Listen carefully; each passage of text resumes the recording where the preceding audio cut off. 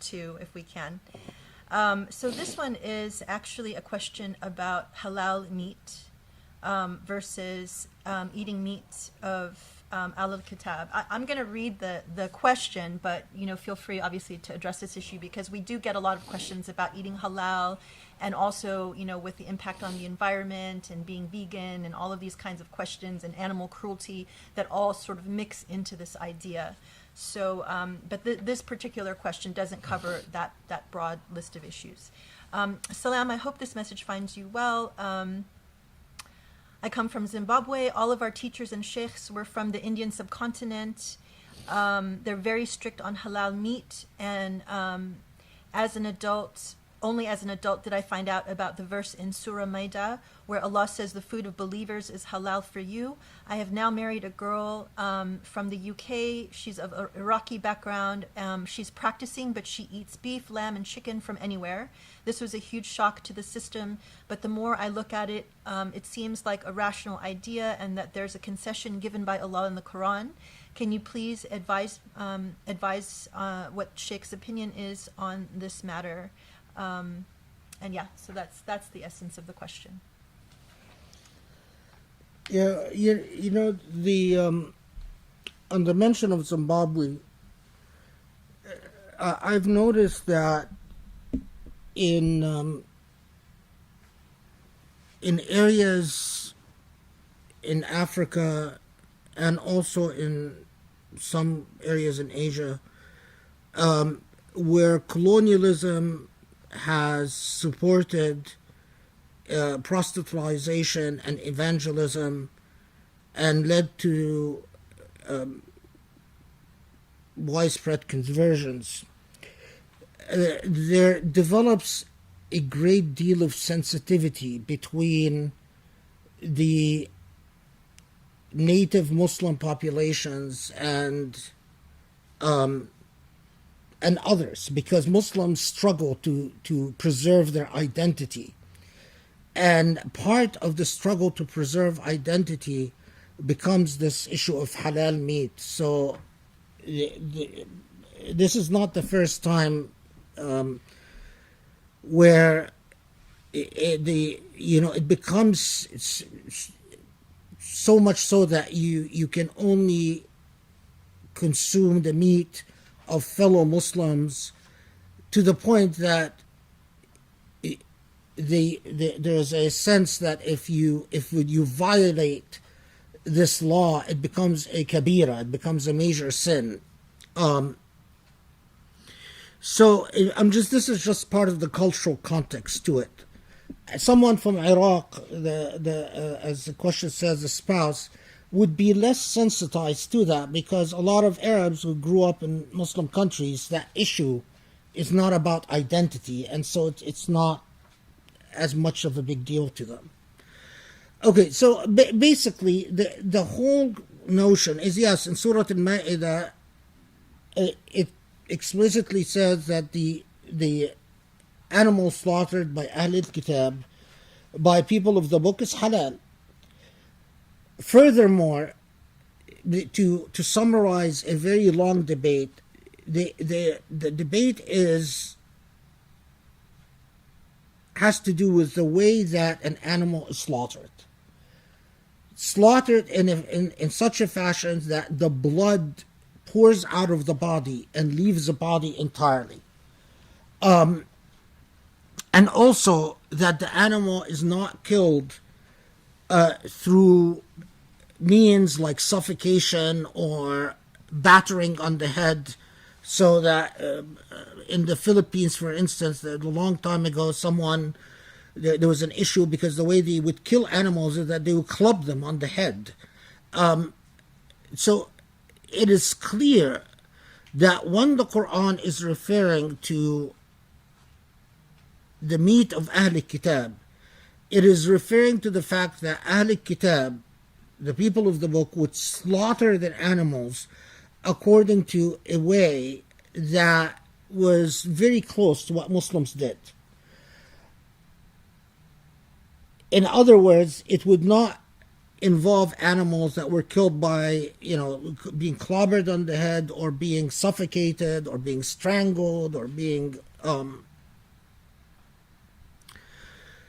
the issue that comes up all the time, or the fiqhi issue, the juristic issue, is what presumption do you act upon when you do not have specific knowledge? So let's say I am in Chinatown and I see animals that are killed, as I've actually seen, where the chickens, they're hanging, they've been killed, and I could clearly see that the neck has been broken, that there have been no ritualistic slaughter.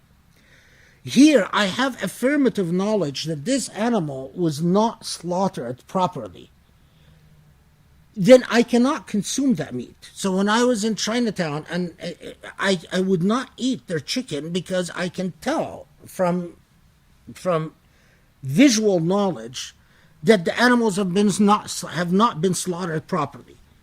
But the issue that arises in jurisprudence is the presumption where you don't have specific knowledge. So I am in a country that has a majority Christian population, or a country that has a majority Jewish population.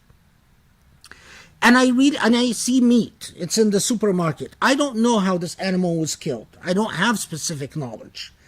Can I presume, because I am in a majority Christian country or a majority Jewish country, can I presume that this meat is halal, on the condition that before I eat the meat, I say Bismillah ar-Rahman ar-Rahim, usammi alayh.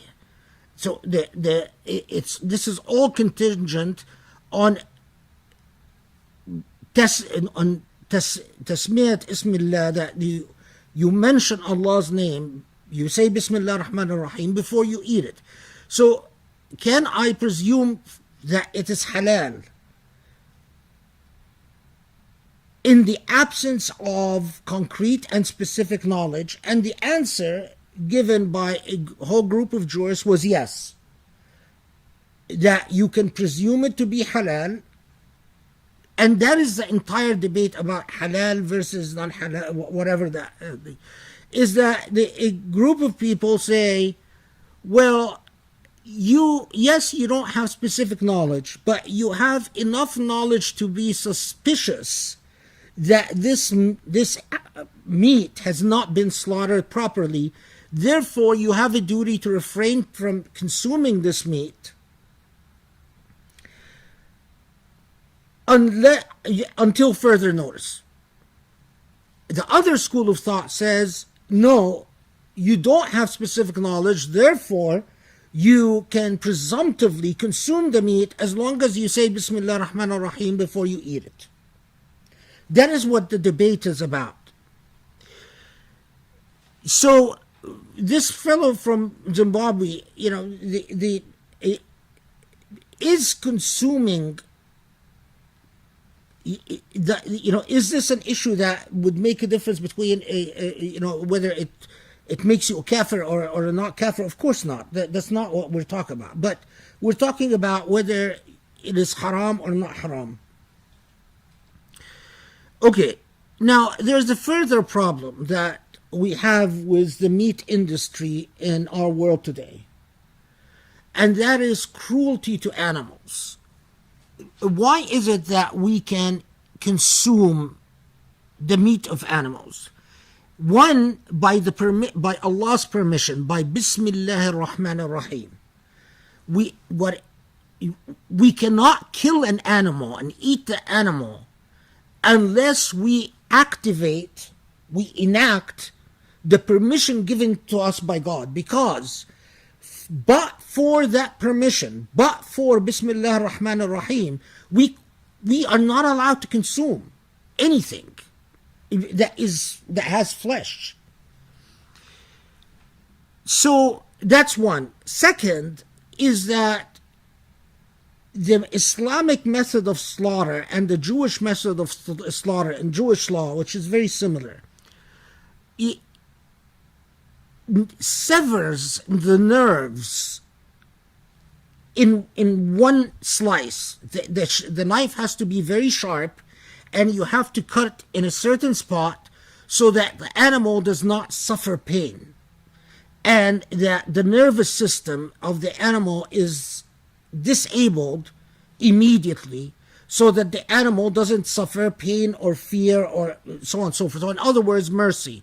So what do we do about the cruelty of the modern meat industry, where the animals are fed hormones and not allowed to graze, not allowed to move? We see horrible pictures of horrible suffering and so on. I have had, the more I learned about the animal industry, the more my conscience has become unsettled. And I feel it is not right to support this industry. So the more I have turned to the what do you call that? The Plant-based. Yeah, a plant-based type meat.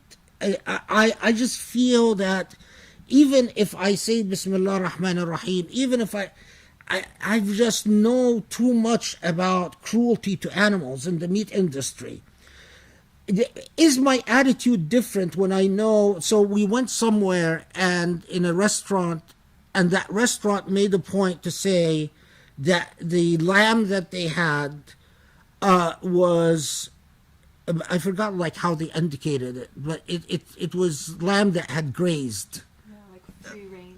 Yeah, free range, free range. It was extremely expensive. I mean, so it's something that you can't afford. You can afford maybe once in a lifetime. It was a very expensive dish. So apparently, just because it's free range, then it costs a lot of money. But my conscience was more at ease. So now, so can you follow? Can you do as your wife does, and just as long as you say Bismillah Rahman Rahim, and consume this meat, especially in non-Muslim countries? The answer is yes. I mean, I can't tell you that you would be committing a sin as long as you say Bismillah Rahman Rahim before you consume.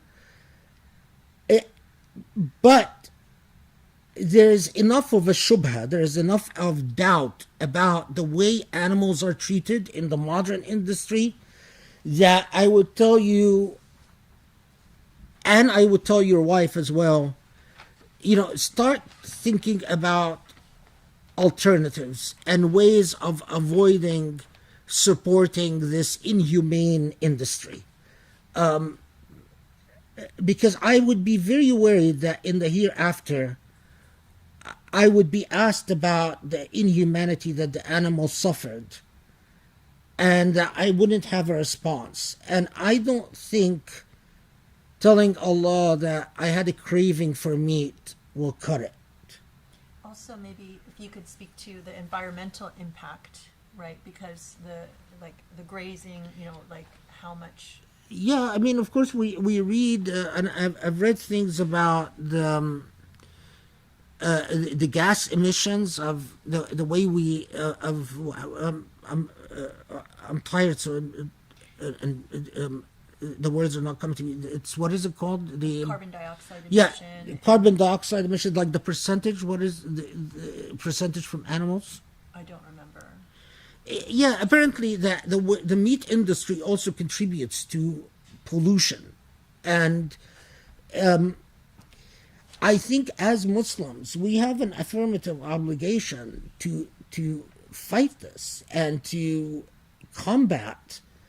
I mean, destruction of the environment is a very grave sin, and it is very un-Islamic. I mean, it is far more un-Islamic than wearing nail polish. I wouldn't worry about nail polish, but I would worry about what we're doing to the environment and how we're treating animals.